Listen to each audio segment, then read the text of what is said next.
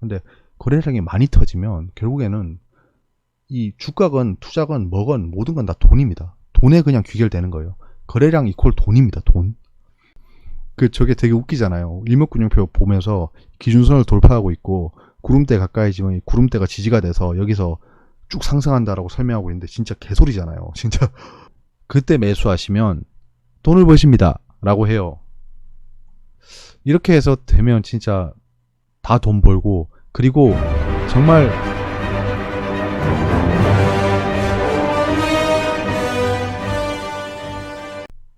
안녕하세요, 현실주의자입니다. 지금은 월요일입니다. 자정이 넘었어요. 참 정말 싫은 시간인 것 같아요. 지금이 뭐 각설하고요. 이제 주식 왕초보 6번째 시간입니다. 보조지표에 대해서 설명해 보고자 합니다. 보조지표, 테크니컬 인디케이터입니다. 현재 주가의 위치와 흐름을 판단하기 위해서 보는 지표인데요. 보통 차트상에서 이 주가가 움직이고 있잖아요. 그러니까 저희가 지금 보고 있는 차트는 그 양초 차트입니다. 캔들 차트. 그래서 뭐 고가, 시가, 종가, 저가 이런 거를 판단하는 그런 주가의 흐름을 보고 있는데요. 이 기본적인 설정은 주가랑 거래량으로만 되어 있습니다. 거기다 더하면 뭐 이동평균선 같은 걸 보고 있죠. 그 외에 이제 이 주가가 어떻게 흘러가고 있고 이 주가의 위치가 대체 어디인지 이런 걸 판단하기 위해서 보조지표를 보고 있습니다. 제가 세어보니까 유진투자증권 기준으로 보면 216개입니다. 보조지표 개수가 216개예요. 이거를 다 알면 좋겠죠. 일단은 차트상에서 우클릭을 하시고 메뉴가 뜹니다. 이거는 모든 HTS가 똑같을 거예요. 증권사별로. 지표 추가에 들어가시면 종류가 있어요. 1차 카테고리를 보시면 뭐 가격 지표, 거래량 지표, 추세 지표 등등이 있습니다. 거기를 또 클릭하시면 이렇게 내용들이 있습니다. 이거를 클릭하시면 차트상에 추가가 돼요. 보통 차트 밑에 이렇게 순차적으로 추가가 됩니다. 이렇게 추가하실 수 있습니다. 그리고 추가하신 지표를 보실 때 이것도 아마 HTS가 다 똑같을 것 같은데요. 이게 여러 가지 지표를 보기 위해서 저 처음에 이것 때문에 고생했었거든요. 그러니까 이 차트는 이 종목은 이 지표를 보고 싶고 저 종목은 이 지표를 보고 싶고 이런 게 있는데 할 때마다 추가 삭제 하면 제가 설정해 놓은 그 높낮이가 변경돼 버려요. 그래서 저는 고객센터에 전화해서 야 이거 어떻게 해? 할 때마다 이렇게 바뀌고 내가 막 등록해 놓은 막 그런 추세선 같은 게 자꾸 초기화 되는데 어떻게 해야 되냐라고 했는데 답을 못 하더라고요. 유진투자증권에서. 그래서 제가 이래저래 만지다 보니까 이런 게 있더라고요. 저기 그 디스켓 모양이 있는데 참 아이콘도 참 직관적이지 않아요. 디스켓 모양을 보면 이 화면을 저장할 수 있습니다. 그래서 보고 싶은 지표들을 다 배치를 하신 다음에 저장을 하시면 계속 불러볼 수 있어요. 저 같은 경우에는 뭐 수급 분석, OBV, 뭐 MACD, RSI, 그 다음에 스토캐스틱 이격도 이렇게 설정해 놓고 보는데요. 아무튼 이렇게 하실 수 있습니다. 뭐 나름 뭐 팁일 수가 있어요. 이런 건. 저번에 제가 HTS 시간에서 보여드렸던 장표인데요. 제가 보는 것들입니다. 저는 이거 외에는 안 보고 있어요. 뭐 보시면 쭉 있죠. 저번에 설명했던 거니까 넘어가겠습니다. 그래서 보조지표로 매매를 한다라고 하시면 이게 인터넷 글을 좀 찾아보시거나 그 유튜브에 영상을 보시면 MACD, 뭐 RSI 이런 거에 대해서 설명이 많아요. 그거에 대해서 굉장히 많습니다. 찾아보시면. 저는 뭐 그런 것들도 웬만한 거 다 봤고 이 기술적 지표라는 책들이 많아요. 거기서 설명하는 보조지표를 다 공부해 봤어요. 나오는 공식도 있거든요. 그 공식 같은 것도 보면서 아, 이 보조지표가 왜 이렇게 형성되는구나 라는 거를 좀 공부를 다 해봤어요.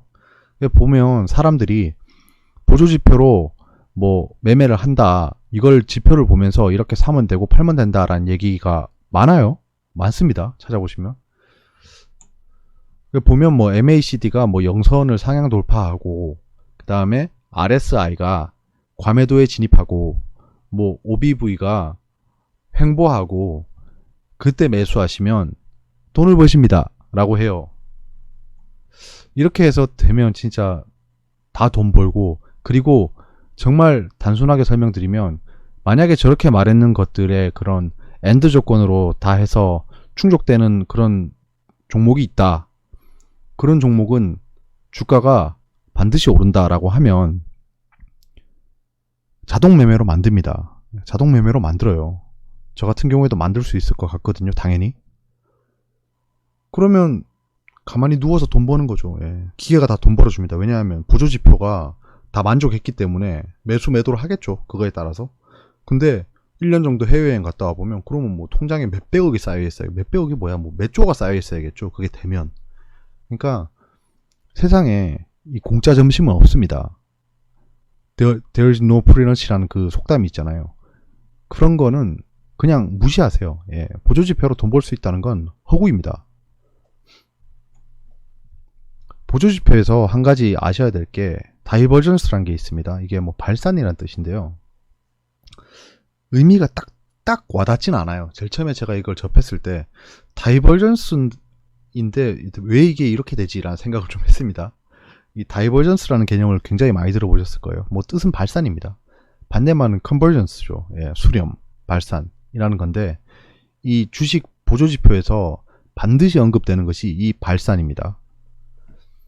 이게 정리된 게 그 외국 사이트에 있어서 좀 가져왔는데 상세히 설명은 안 드릴게요. 이제 찾아보면 많아요. 뭐 얘가 말하는 게 주가랑 보조지표랑 움직임이 다르면 다른 겁니다.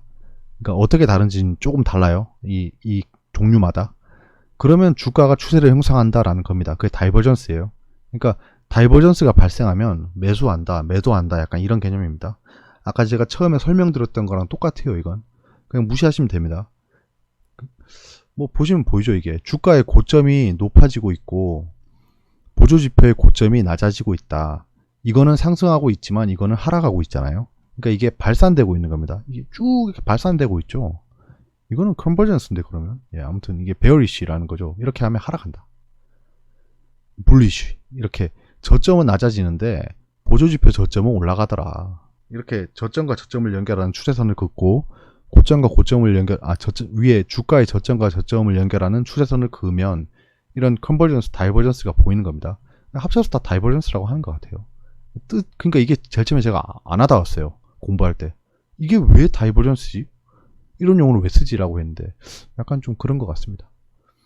뭐 이게 뭐 숨겨진 다이버전스, 뭐 일반 다이버전스, 뭐 과장된 다이버전스, 뭐 삼중 다이버전스 이런 네 가지가 있어요. 정의한 게. 참 이게 이론으로 만들려면 이렇게 어거지로 하는 것 같아요. 이것도 보시면 예, 주가의 고점이 낮아지고 뭐 이 보조지표의 고점이 높아지면 주가가 추락한다. 뭐 주가의 저점이 올라가고 보조지표의 저점이 낮아지면 올라간다. 그러니까 뭐 웃기죠. 예, 웃겨요. 이게 이 보조지표에 따라 다른데 일단 보통 RSI를 많이 보거든요. 그냥 보통 많이 보더라고요. 아무튼 이런 식으로 해석을 하는 겁니다. 뭐 횡보할 때 보조지표가 뭐 고점이 낮아진다, 뭐 저점이 올라간다 이런 추세를 보는 거예요. 와닿나요? 아무튼 이런 겁니다. 저는 간단합니다. 이 보조지표에 대해서 어떻게 정의를 하고 있냐면 그냥 저는 좀 역이용해 보려고 하거든요. 그러니까 정말 많은 분들이 보는 게 MACD랑 RSI, 그 다음에 일목균형표 뭐 이런 걸 되게 많이 봐요. 그러면 여러분이 주가 선도 세력이라고 생각해 보세요.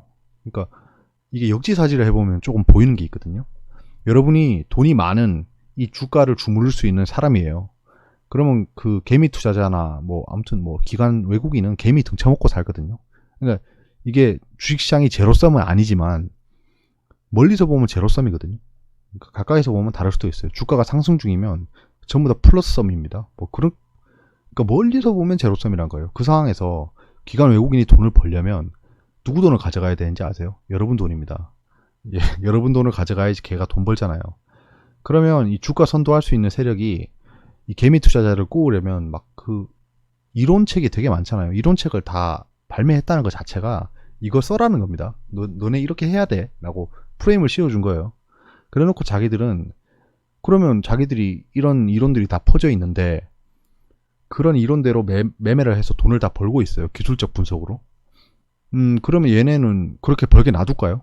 그렇게 움직이게 놔둘까요? 그러니까 이 기법이라는 게 그때 제가 즐겨보는 그 영상 로이카란 분이 계신데 그분이 설명한 얘기가 있어요. 그러니까 바둑에 대해서 말씀을 하더라고요. 그러니까 바둑의 기본은 다 알고 있지만 기본대로 두면 진다는 거예요.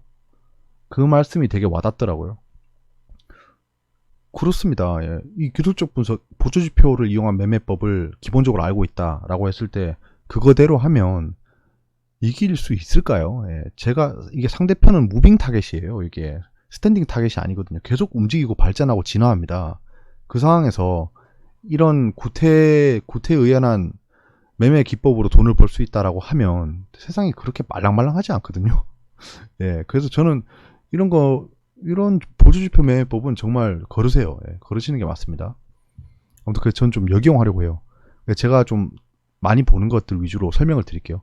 이런 자세한 내용은 제가 따로 할게요. 이게 하나하나 제가 다 내용을 넣고 있었는데 이게 영상을 찍으면 되게 길어질 것 같더라고요. 그래서 어떤 게 있고 대충 이게 어떤 거다라고 설명을 드리고 나중에 하나하나 떼서 좀 짧은 영상으로 만들어 보겠습니다.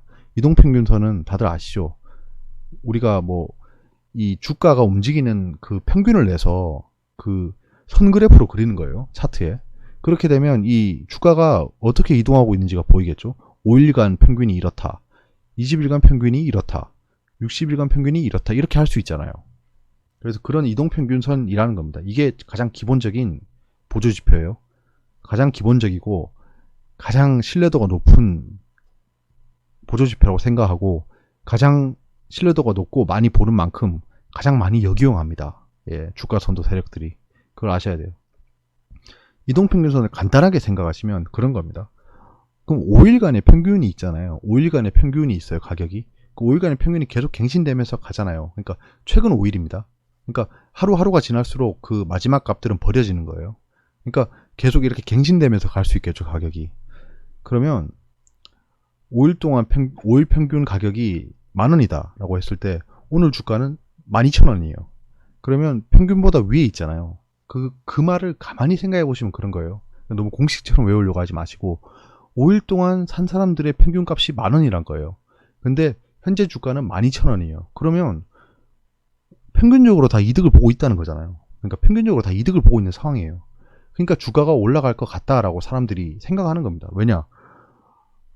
그렇게 많이 오르지도 않았고요. 5일 평균선이면 이게 떡상하지 않는 이상 5일 평균보다 위에 있는데 그 현재 주가 상태가 많은 사람들이 이득인 상태다라는 겁니다. 그러니까 환희에 있다. 환희에 차 있다 사람들이. 그래서 팔 수 있는 리스크가 좀 적은 거죠. 왜냐? 오르고 있잖아요. 환희를 치고 있잖아요. 전부 다. 그 상황에서 파는 사람도 있겠죠. 그러니까 뭐 그릇이 난 여기까지다. 또는 다들 환희하고 있을 때 팔아야 돼. 뭐 대중과 반대로 하자. 뭐 이런 사람들이 적다는 거예요. 그래서 이동평균선을 보실 때는 그렇게 생각하시면 돼요. 20일 이동평균선보다 위에 있다라고 하면 20일 동안 산 사람들이 대부분 이득인 상태구나. 60일 이동평균선보다 위에 있다는 건 대부분의 사람들이 지금 60일 평균적으로 다 이득을 보고 있구나. 그러면 240일 평균선보다 밑에 있다라고 하면 1년 동안 그 거래일이 거의 240일이거든요. 그래서 제가 240일 선을 써요. 240일 동안 이 주식을 산 사람들이 대부분 손해를 보고 있구나. 약간 이렇게 생각하시면 돼요. 그래서 240일 선을 뚫어 올리면 1년 동안 산 사람들의 본전을 뚫은 겁니다. 약간 좀 그렇게 생각하시면 이해가 편하죠. 그러니까 240일 동안 산 사람들의 평균 가격보다 위로 올라간 거예요. 그 위로 올라가기 위해서 얼마나 힘들겠습니까? 그러니까 1년 동안 물려있던 사람들이 던질 수 있잖아요. 평균적으로. 이게 이동평균선을 지수 이동평균선으로 하면 그 지수 뭐 단순 이렇게 종류가 많아요. 지수로 하면 최근 가격이 좀 가중치를 받는 겁니다. 아무튼 241선을 뚫어 올리면 그 1년 동안 물려있던 사람들이 다 던지겠죠. 아이씨 나 드디어 본전 왔다 이러면서. 근데 그 던지는 거를 받으면서 올라갔다는 거예요. 그러니까 그렇게 생각하시면 그렇구나. 주가가 드디어 강세로 들어서는구나 라고 생각할 수 있어요. 그렇다는 게 아니고. 저는 이동평균선을 그렇게 이해하고 있습니다. 거래량. 제가 빨간색으로 칠했죠. 이 거래량이 이건 뭐 따로 말할 것도 없습니다. 제가 설명 안 해도 다 아실 거예요. 거래량은 되게 중요해요. 왜냐하면 뭐 이동평균선 뭐 이런 보조지표들은 어떻게든 속일 수 있어요. 거래량이 없어도. 거래량 없이도 낮은 거래량으로 막 주가를 올렸다 떨어뜨렸다 하면서 조작할 수 있어요. 근데 거래량이 많이 터지면 결국에는 이 주가건 투자건 뭐건 모든 건 다 돈입니다. 돈에 그냥 귀결되는 거예요. 거래량 이퀄 돈입니다. 돈. 그러니까 돈이 많아지면 버거워지는 거예요. 이제 조작하기가. 뭐 자전거래로 거래량을 띄울 수는 있지만 뭐 개미 투자자가 스탠딩 타겟이 아니잖아요. 그러니까 거래량이 폭증하고 주가가 올라가면 뛰어듭니다. 근데 이 주가 선도 세력이 돈이 어마무시하게 많다라고 하면 비웃듯이 그냥 꼬라박을 수 있겠죠. 근데 대부분이 그렇진 않아요. 돈은 유한하니까. 아무리 돈이 많아도 유한합니다. 이 시총이 뭐 몇 조나 몇백 조나 되는 그런 시장에서 과연 뭐 어떻게 조작할 수 있을까요? 그래서 주가는 속일 수 있어도 거래량은 속일 수 없다라는 말이 여기서 나온 거예요. 그래서 거래량은 웬만큼 신뢰하면서 보셔도 됩니다. 정말 시총이 작은 종목은 거래량으로 속일 수 있거든요. 근데 대형주 보시면 거래량 뭐 조막손이 들어와 봐야 아무것도 못합니다. 그래서 이 거래량을 보시고 아 지금 현재 이 주가를 어떻게 생각하는 사람들이 많구나 적구나라고 판단하실 수 있어요. 그래서 거래량 같은 경우에는 거래량 이평선이 있어요. 그것도 보시면 좋아요. 그러니까 거래량이 평균적으로 20일 동안 얼마였는데 그보다 그 거래량 선을 돌파하면 거래량이 증가하고 있구나라고 판단하실 수 있는 거예요. 저는 그래서 거래량이랑 거래량 이평선을 자주 봅니다. 그 다음에 주체별 매수 누적 제가 늘 보는 거 있잖아요. 개인, 외국인, 기관.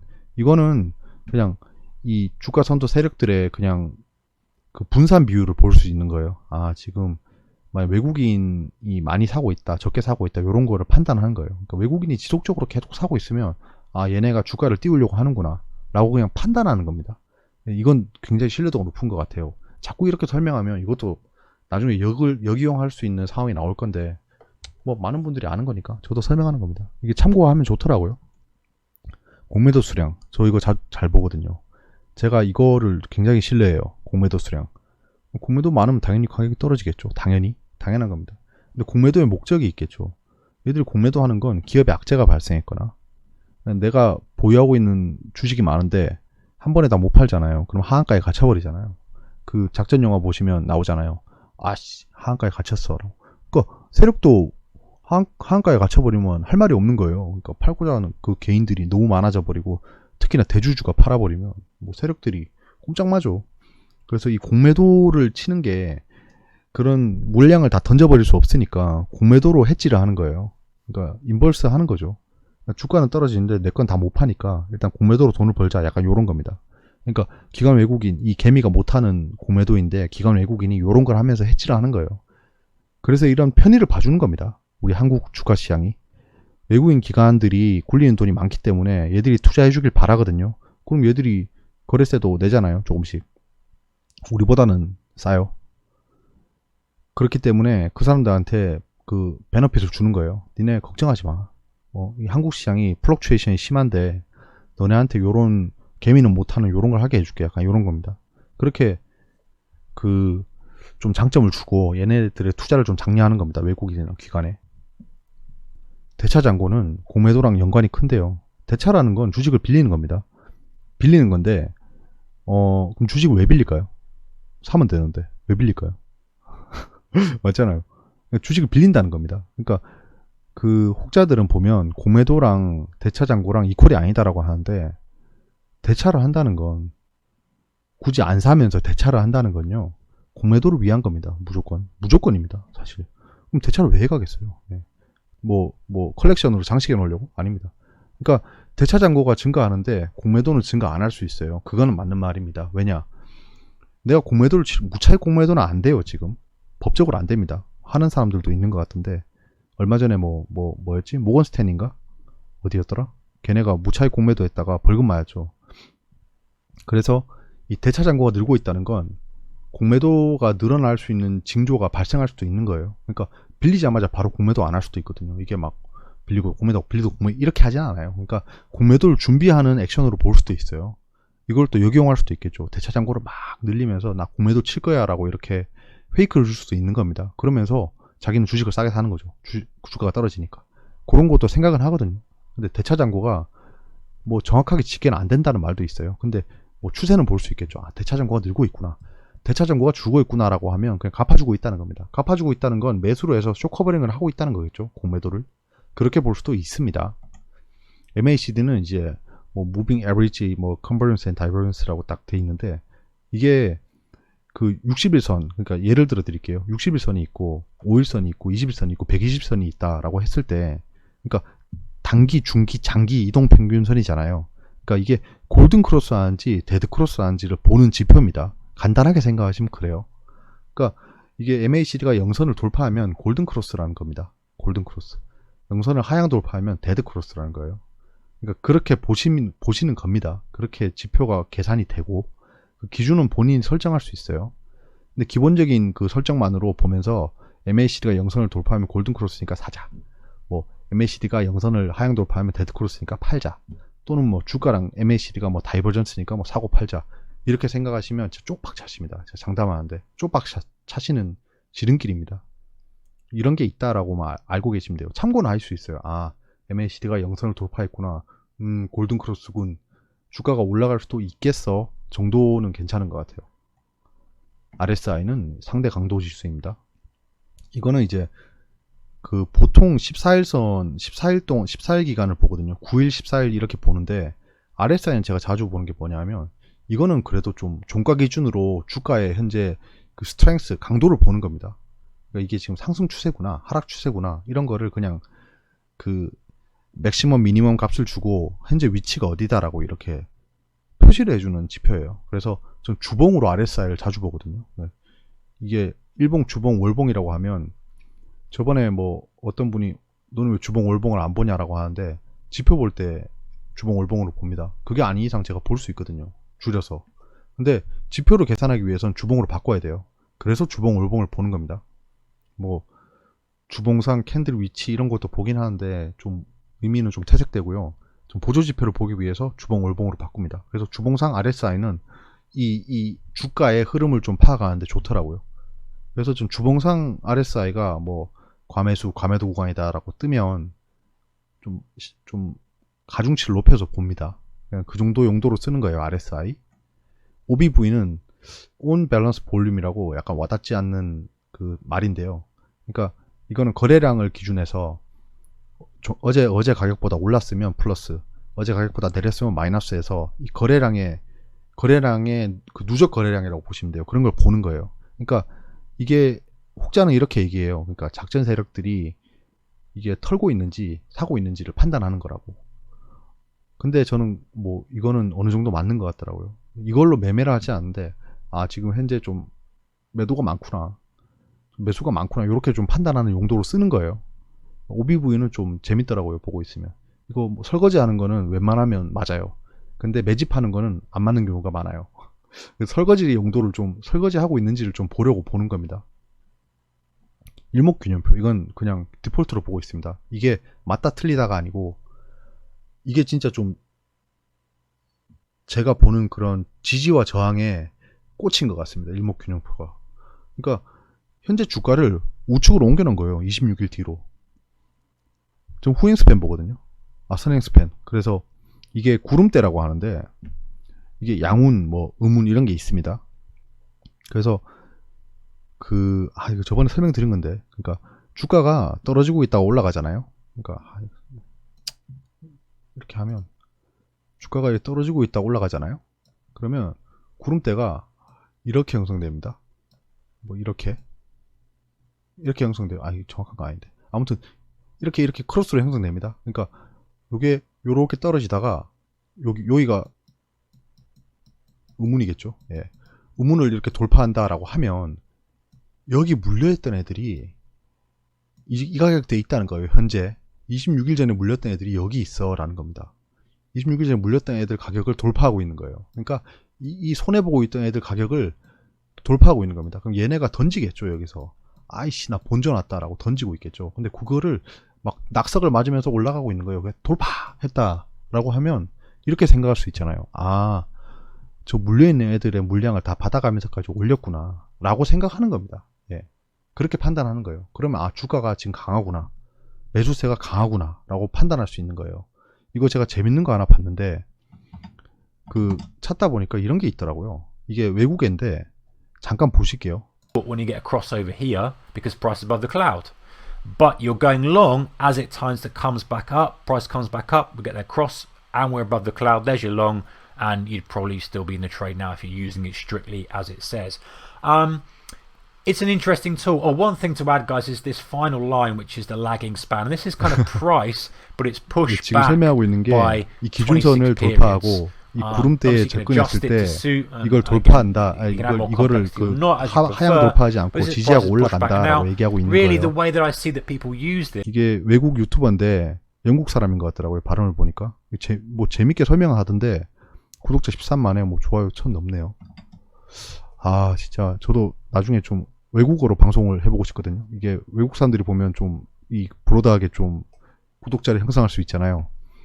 저게 되게 웃기잖아요. 일목균형표 보면서 기준선을 돌파하고 있고 구름대 가까이지만 이 구름대가 지지가 돼서 여기서 쭉 상승한다라고 설명하고 있는데 진짜 개소리잖아요. 진짜 저거를 저렇게 설명하면서 사람들이 많이 좋아한다는 게 좀 소름이 돋더라고요. 아 진짜 세상에 눈먼 돈이 많구나 라고. 저분도 되게 진지하게 설명해요.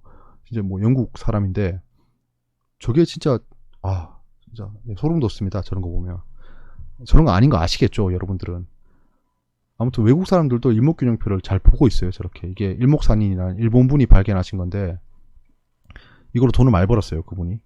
그 다음에 이제 죽고 난 다음에 후세에 까진 거예요. 그래서 외국 사람들도 이렇게 보고 있습니다. 일목균형표를 보고 매매를 하고 있다는 걸 좀 말씀드린 거예요. 저거는 달러 차트인데 아무튼 예, 저렇게 약간 좀 뭐랄까 선동이라고 하기 좀 너무하고 저렇게 설명하면서 좀 돈을 버시는 분들이 있어요.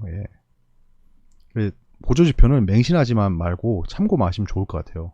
예. 이게 그래 현재 주가 위치가 이렇고 이 정도면 이럴 수도 있겠구나. 아니면 뭐 본인만의 무기를 만들어 보시는 것도 괜찮아요. 뭐 보조지표 여러 개를 섞어 가지고 딱 믹스를 했더니 이야 이게 진짜 세상을 뒤엎을 수 있는 그런 나만의 그 화살표가 나왔다라고 하시면 그렇게 절대 퍼뜨리지 마시고 혼자만 매매하세요. 세상에 나오는 순간 그거는 쓰레기가 됩니다. 쓰레기. 그래서 저는 보조지표를 현재 주가의 위치를 판단하는 데만 씁니다. 그 중에서 몇 가지 신뢰하는 보조지표로 말씀드렸고요. 그런 것들을 보면서 최대한 방어적으로 매매하려고 해요. 최대한 방어적으로. 너무 공격적으로 보조지표를 쓰시면 안 됩니다. 뭐 인터넷에 보면 뭐 검색식 만들어서 막 팔고 막 무슨 뭐 화살표를 만들어서 팔고 이러는데요. 진짜 제발 그런 거 안 하셨으면 좋겠어요. 그리고 뭐 꿀팁이 있으시면 저한테도 공유해 주시면 감사할 것 같습니다. 저도 배우고 싶어요. 여기까지고요. 이제 뭐 왕초보 과제도 다 끝나가네요. 오늘 말씀드렸듯이 이 보조지표들은 하나하나 정리해서 영상으로 따로 올리겠습니다. 이게 지금 다 설명하면 너무 길고요. 아무튼 주말이 다 끝났고 지금 월요일입니다. 정말 괴롭네요 요즘에는. 예. 그래도 뭐 내일 주식시장이 열린다는 게 너무 즐겁고요. 여러분들도 즐거운 한 주가 됐으면 좋겠습니다. 감사합니다.